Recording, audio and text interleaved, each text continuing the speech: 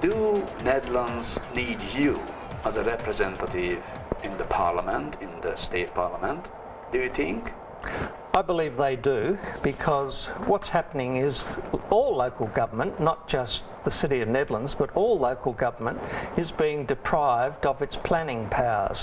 What we're seeing over the last 5 years or so is a whittling away of local planning powers from local government. Do you think that was deliberately done by the current government? Of course it was deliberately done. Tibor, I could understand it if these were projects of state importance, but they're not. They're 10-storey buildings in the middle of single area residential projects which are not of any importance to the state government whatsoever.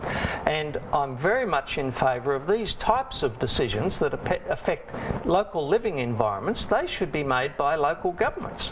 But the government, the state government, say no to that? That's right, they don't. So what do you think, what motivates a liberal government who is for democratic rights for the people, as I understand, to take it away from them? The whole point of town planning schemes is to protect the interests of the community. I believe the present government is pandering to very narrow interests in bringing in these powers that override local government. And whose interest is that? I think it's the development industry.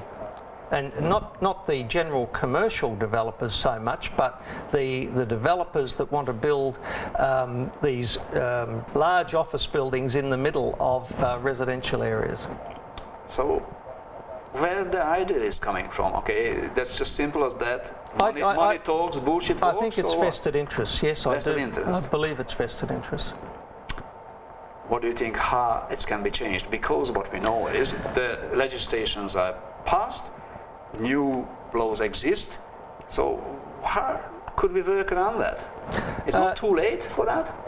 I don't believe it's too late. The legislation was changed to bring these requirements in. The legislation can be changed to take them out again. But it's much harder to take out from legislation. No, you just put a red pen through it and change the legislation. It does need a legislative change. I agree that it does. It won't be a simple matter. It's not a matter of regulations. It's a matter of changing the law, changing the legislation. Changing legislation, which is always a challenge. The changes what this government is trying to do or doing already, what sort of steps the government done to achieve that stage, and what the Robson report is saying about the mega councils? Well, the first thing that the government was doing to override local government, there are two things. They've introduced these development assessment panels where the people making the decisions, the majority of them are ministerial appointees. That's the first thing, that although the local councils do have representatives on these panels, they're outvoted by the government appointees. That really helps democracy. No, it doesn't help democracy at all. It's ministerial direction. The other thing that's changed is that the Minister for Planning now has the power to change town planning schemes. Now that's relatively new. Normally town planning schemes were prepared by local government and they could withdraw the change or not proceed with the change whenever they felt like it. Now the Minister, once the change is initiated, or even before it's initiated, the Minister can instruct local government to make a change. Now I believe that's wrong. As I said before, if it's a matter of state importance, I have no objections to that. But where it's a local matter, the Minister should not be directing local councils. But they're saying, you know, these changes already happened in New South Wales and other states. The assessment panel. They've also been thrown out in other states. Why are we following failed principles and failed states? Once again, this is something that was initiated by the previous government, and this current government's just continued with the process, even though Liberal government in New South Wales has thrown out the process. So why are we pursuing it? Probably thanks for the bureaucrats. Yes, They that's love right. to follow the lines. That's right, yes. Even if they're not throwing the lines. Okay, so What's your opinion on the Robson report with the mega councils? Well, that's just another example of making it easier for vested interests. At the moment, and I'll talk about the western suburbs because that's where I'm most familiar with it, at the moment you've got a number of voices that say no, whereas if the whole lot were combined, you're reducing the amount of voices that are in opposition. Also, the people's representation gets lost. There are far more people per elected member than there are with smaller councils. It's very easy to get in touch with your elected member in a small council. You go down to the supermarket and people say, hello Max, and they know they're elected members. With a very large council, nobody will know they're elected members. They'll have to be paid a lot more money and they'll be more full-time politicians, plus the fact party politics will be involved with these large councils. Which is traditionally not the case in Western That's Australia. right, not in Western Australia, no. So instead of people being able to select their own candidate, they'll have the choice of the candidates that the political parties put up. So to me, that's not democracy. So what's your conclusion on the Robson report? Does it start with false I don't think it'll go anywhere unless there are forced amalgamations, because although there are some mayors and councils in the metropolitan area that are in favour of amalgamation, they all see themselves as being the prime council and taking over their adjoining councils. So others are very much more wary of the process.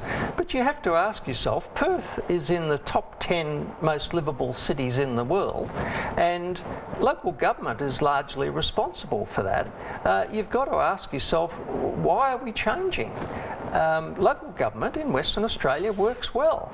In the past, we've had far faster population growth than we're having at the moment, and local governments coped. I mean, why couldn't it cope in the foreseeable future? That's a good question, Max, and I have not the answer for that. On the other note, tell us something about yourself, about your private life. What you're doing? What am I doing? Well, I'm a town planner by background. That's my first profession. I'm also an architect and engineer. I'm happily married to my wife is a CEO of a health information unit, so fortunately she has plenty to do in the evenings and doesn't mind if I'm home late. I have 2 children, one just finishing university and the other's been in the workforce for a couple of years. And I heard that you are a knight as well. Yes, I'm a Knight of the Order of St John of Jerusalem, and I was induced in 2005, and we raise money for charities. We've raised a couple of $100,000 for the SAS Resources Trust for dependents of fallen servicemen, the widows and children, and we've also raised money for autism there, and I get quite a lot of enjoyment out of that. And what's your hobby, if you've got time for anything? Well, I'm interested in history and heritage. I'm the local government association's representative on the National Trust, so I get involved with a bit of family history and helping the National Trust where I can. So yes, it's all about, or it has been about, raising children which have now left home, and I have the time to concentrate on some of the worthy causes that I'm interested in. You're also involved in sport. Yes, I was in a car accident about 30 years ago where I ended up with one leg shorter than the other and I lost a kneecap, so I'm not involved in any contact sport, but I do bowl with the Hollywood Subiaco Bowling Club, and I'm the patron at the Swanbourne Nedlands Surf Life Saving Club, so I regularly go down and help them with their activities down there as well. How do you see your chances With the election upcoming in March? I think they're quite good. I think the population has witnessed the current government turning its back on the Liberal heartland, and I believe that the chances are quite reasonable.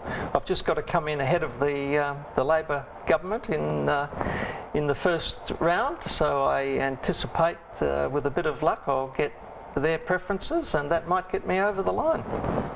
I wish you all the best for the election in the 9th of March 2013. Let's see what's happening. Thank you for watching Shadowboxing, and see you next week with a different guest.